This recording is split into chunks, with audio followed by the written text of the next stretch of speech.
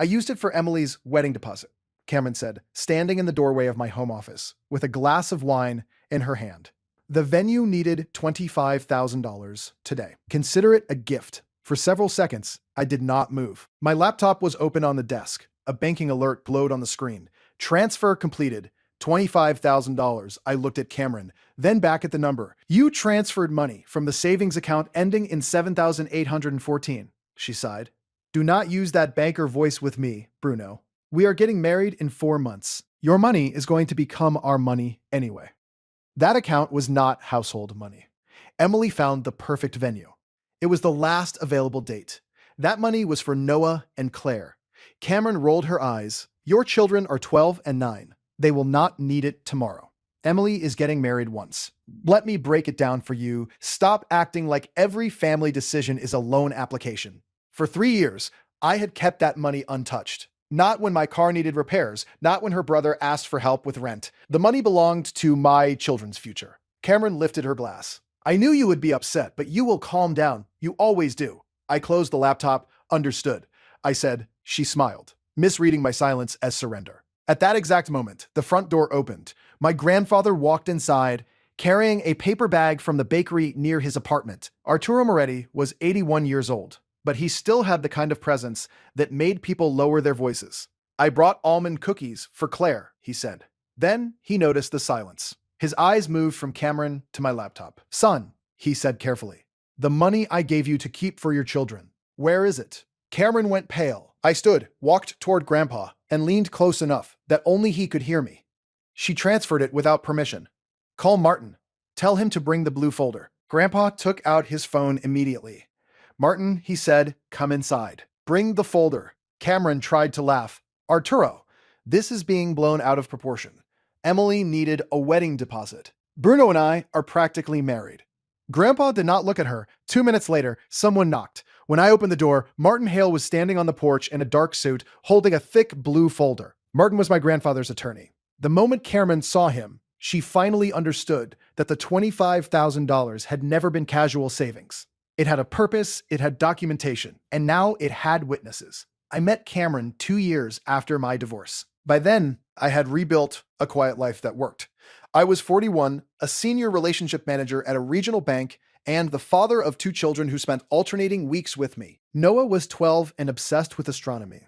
Claire was 9 and believed every serious conversation improved if cookies were involved. My house was not luxurious, but it was stable. School bags near the stairs, shoes in the hallway, a calendar on the refrigerator covered with dentist appointments and soccer practices. Cameron entered our lives like warmth. After a long winter, she remembered Noah's science fair date. She helped Claire find a costume for a school play. She brought dinner when work left me exhausted. Her daughter Emily was 24. Emily had a soft voice, expensive taste, and a talent for turning inconveniences into emergencies. She was rarely openly rude. She preferred sighs, hurt expressions, and sentences that made refusing her feel cruel. At first, I did not mind helping. When Emily needed $1,800 for a car repair, I paid it. When Cameron's brother Darren lost his job and needed rent money, I covered a month. When Cameron said her mother needed dental work before insurance approved it, I transferred another $2,400. Every request arrived wrapped in emotion. You are the only reliable person in my life. I hate asking, but family helps family. You know I would do the same for you. That last sentence was easy to believe because I wanted it to be true. My grandfather noticed the pattern before I did. One Saturday, while Noah and Claire were upstairs arguing over a video game, Grandpa sat at my kitchen table and watched me send Cameron $600 for wedding planning expenses. You keep paying for emergencies, he said. It is not a big deal. Emergencies happen. But in that family, emergencies seem to have a schedule. I laughed. He did not. Then he placed an envelope on the table. Inside was a cashier's check for $25,000 and a letter drafted by Martin. Grandpa wanted me to keep the money for Noah and Claire until we moved it into a formal education trust. The letter was clear. The funds were reserved exclusively for my children. I am not giving you spending money, Grandpa said. I am giving them a head start. I understand. Do you? His question annoyed me then. Now I understood why he asked twice. I deposited the money into a separate high-yield savings account. I did not hide it from Cameron. When we discussed marriage and finances, I explained exactly what it was. That belongs to Noah and Claire, I said. It stays untouched. Cameron smiled. Of course. Your kids come first. That sentence lasted until Emily got engaged. Her fiancé, Daniel, seemed like a decent man. Quiet, thoughtful, he worked in logistics and looked uncomfortable whenever Emily discussed wedding prices. The venue Emily loved was a restored estate outside the city. Stone walls, gardens, glass conservatory, a staircase designed for photographs. The full weekend package cost more than some people earned in a year. When Emily showed us the brochure over dinner, Daniel cleared his throat. We should probably look at something smaller. Emily frowned. It is one day. I do not understand why everyone acts like I am asking for a private island. Cameron touched her daughter's hand. You deserve a beautiful wedding. Then she looked at me. The silence did the asking. How much is the deposit? I asked. $25,000, Cameron said. The coincidence was too obvious. No. Emily pushed her chair back. Forget it, Mom. I told you he would make it weird. Daniel looked at her. We can find another place. No, it is fine. I do not want money from someone who clearly does not consider me family. She left the table. Cameron waited until the door slammed. You embarrassed her. I answered a question. You counted dollars while my daughter sat there crying. That money belongs to Noah and Claire. They are children. That is the point. Her face hardened. You always turn family moments into banking transactions. 2 days later, Cameron's family group chat filled with jokes.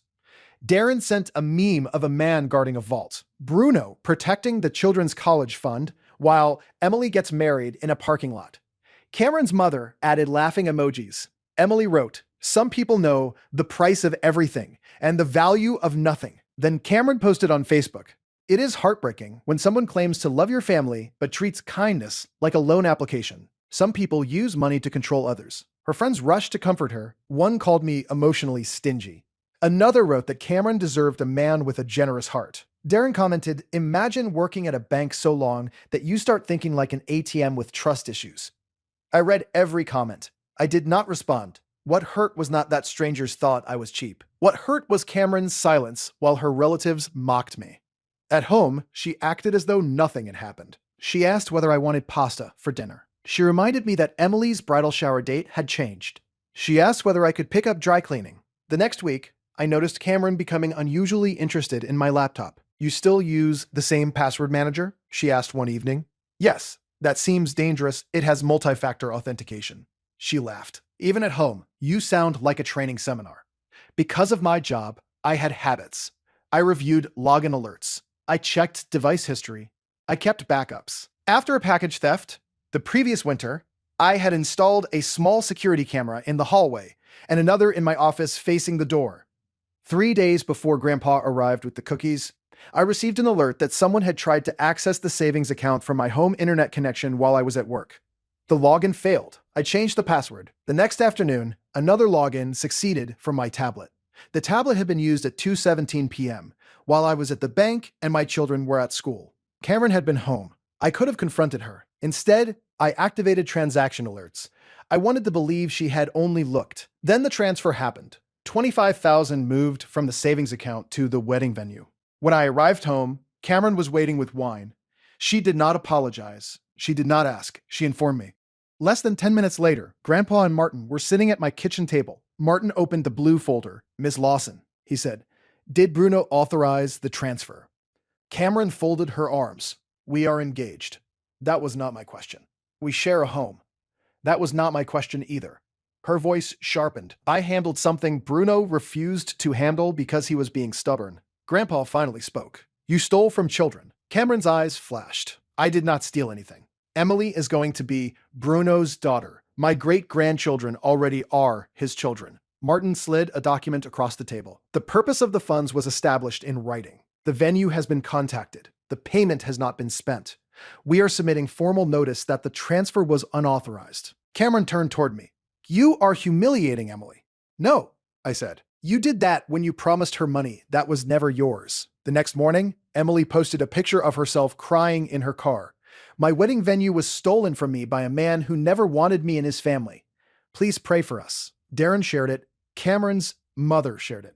Then Emily posted again. He controls my mom with money. He monitors her. This is financial abuse. That crossed the line. I opened the camera archive. The footage showed Cameron entering my office with my tablet. 20 minutes later, she walked out speaking on the phone. The audio was faint but clear. "I did it," she said. "He will be angry for a day or two, but he will calm down.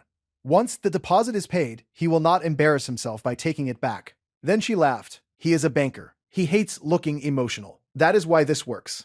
I checked the backup drive connected to my desktop. Months earlier, Cameron had logged into her messaging account on my computer to print a flight confirmation and never disconnected it properly. I found screenshots between Cameron and Emily. Emily had written, "Just use the tablet. You know his code." Cameron replied, "I do not want him to think I am stealing." Emily answered, "You will be his wife soon. It is not stealing if it stays in the family." Then came the message that ended my last excuse for them. "If he makes a scene, I will post about financial abuse. People already think bankers are cold." I copied everything onto an external hard drive. The video, the screenshots, the account logs, the transfer confirmation, Grandpa's letter. Then I called Daniel. "Did Emily tell you I offered to pay the venue deposit?" I asked. Silence. "Yes," he said slowly. "She said it was your gift." "I never offered." Another silence. "What happened?" he asked. "I think you should come to dinner on Saturday." Cameron believed Saturday dinner was an attempt at reconciliation. She invited everyone. Emily and Daniel arrived first. Darren came with his wife. Cameron's mother brought a casserole no one touched. Grandpa sat beside Claire while Noah explained constellations. Martin arrived last. Cameron looked irritated when she saw him. "Why is the lawyer here?" "Because this conversation involves documents," I said. "I thought we were talking like a family." "We are." Dinner never started. I placed the hard drive on the table and connected it to the television. The first document was Grandpa's signed letter. I read the relevant paragraph aloud. "The $25,000 are reserved for the exclusive future benefit of Noah Moretti and Claire Moretti. These funds are not intended for household expenses, gifts, loans, weddings, or personal purchases." Darren leaned back. "You made your point. Stop embarrassing everyone." I have not reached the embarrassing part. I opened the transfer confirmation, then the login record, then the hallway video. Cameron's recorded voice filled the room. "I did it. He will be angry for a day or two, but he will calm down." On the screen, she laughed. "He is a banker. He hates looking emotional. That is why this works." Nobody moved. Cameron's face drained of color. "You recorded me? The camera has been there for a year. You invaded my privacy. You entered my office, used my tablet, accessed an account without permission, and transferred money reserved for my children." Her mother whispered, "Cameron was trying to help Emily. The wedding has been stressful." Grandpa looked at her. "Stress is when the cake arrives late. Theft is when you take money from children and call it love." Emily stood. "This is insane. Mom told me." Bruno agreed. "No," Daniel said. Everyone turned toward him. He placed his phone on the table. "She told me Bruno wanted to surprise us," Daniel said. "But Emily sent me this." He opened their messages. "Bruno is paying. Do not ask questions. He likes acting difficult first, because it makes him feel important." Then another message: "Mom can get into the account. Once the deposit clears, he will not reverse it. He is too worried about looking cheap." Emily reached for the phone. Daniel pulled it away. "Do not." Her tears disappeared instantly. "You are taking his side. I am reading your words." Darren stood. "This is ridiculous. Bruno, you earn good money. It is $25,000. It is easy to be generous with someone else's money. You are destroying a family over a number. No, I am ending a pattern because the number finally became large enough for everyone to see." Then I opened the screenshots from Cameron and Emily's conversation. The final message appeared on the television. "If he makes a scene, I will post about financial abuse." People already think bankers are cold. Nobody defended them after that. The public humiliation had not been an emotional reaction. It had been planned. Cameron started crying. "I made a mistake. A mistake is entering the wrong amount. You tried to log in, failed, waited, used my tablet, transferred the full balance, and prepared a public story to ruin my reputation if I refused to accept it. I was desperate. You were confident." She looked toward Noah and Claire. Claire was holding Grandpa's hand. "That was when my patience ended. Do not look at them now," I said. "You had every chance to remember they existed before you took their money." Cameron's mother began crying. Mother began crying. "Bruno, please. Canceling a wedding and breaking an engagement will damage everyone. I am not canceling Emily's wedding. She can still get married anywhere she can afford." Emily glared at me. "You always hated me." "No. I paid for your car repair. I covered your rent when you lost your job. I paid for your certification course. I did not hate you. I simply stopped financing the version of love your family understands." Daniel pushed his chair back. "Emily, I need space. Her face collapsed. You cannot be serious. I cannot marry someone while wondering which parts of my life were edited for convenience.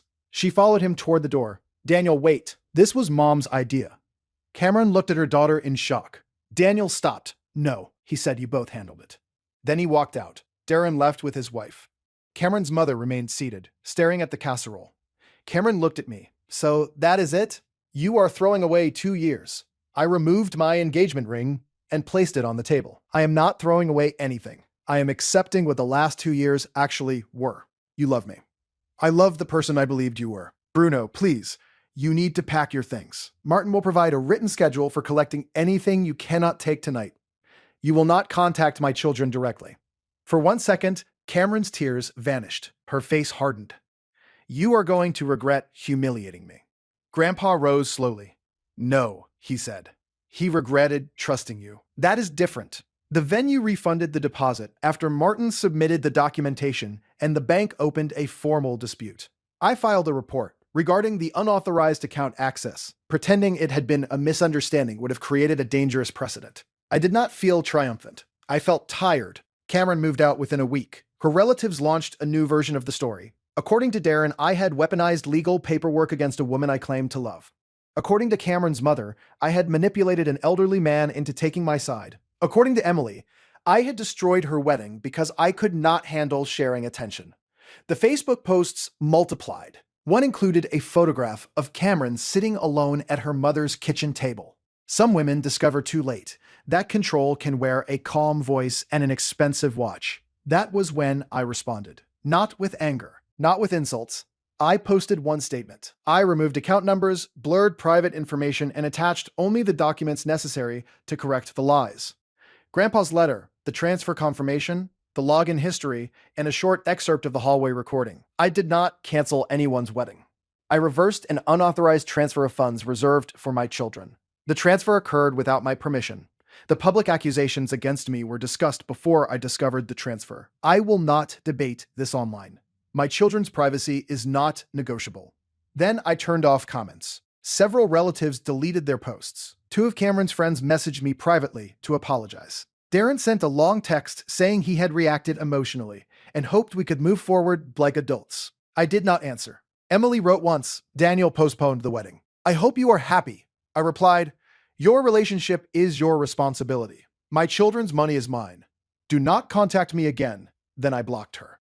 At work, I informed my compliance department before the story could reach them through social media. Banking is built on trust. I was not going to hide an incident involving unauthorized access simply because the person responsible had been my fiancé. My manager reviewed the documents. You handled this like a banker, he said. Now handle the rest like a father. He was right. For years, I had treated my boundaries like negotiable interest rates. I adjusted them depending on who was asking. I accepted guilt as though it were a service charge that ended. I changed the locks. I replaced the tablet. I moved the children's money into a formal education trust with Grandpa and Martin present. Then I added my own contribution, not because the account had lost money. Every dollar had been restored. I added money because I wanted the first transaction after the theft to mean something different. Grandpa matched it. You do not have to do that, I said. I know, he answered. That is why it is a gift. A month later, I started a small financial literacy program at a community center near my bank. Saturday mornings, twice a month, budgeting, credit scores, saving for children, protecting accounts, understanding why passwords are not romantic gestures. At first, 6 people attended, then 12. Then a local reporter wrote a short article, and the next session filled up. I did not tell the reporter about Cameron. I did not need to build my future around the story of what she had done. Sometimes people hurt you and expect to remain the main character in your recovery. They do not have to. Noah and Claire adjusted faster than I expected. They asked whether Cameron would come back. I said no. They asked whether the breakup was their fault. I told them absolutely not. Claire frowned. She took our future money? Yes. Why? I thought about softening the answer. Instead, I told her the truth in a form she could carry. Because she wanted something badly and convinced herself that wanting it made it hers. Claire considered that. That is not how things work. No, I said, it is not. 6 months later, I received a final letter from Cameron. It arrived at the bank because she no longer had my personal address or my new phone number. The envelope contained 4 pages. She wrote that Emily's wedding had become an obsession, that she believed the money would eventually be replaced, that she thought I would forgive her because I loved her. One sentence explained everything. I thought you would be angry, but I never believed you would actually leave. I read that line twice. Then I understood.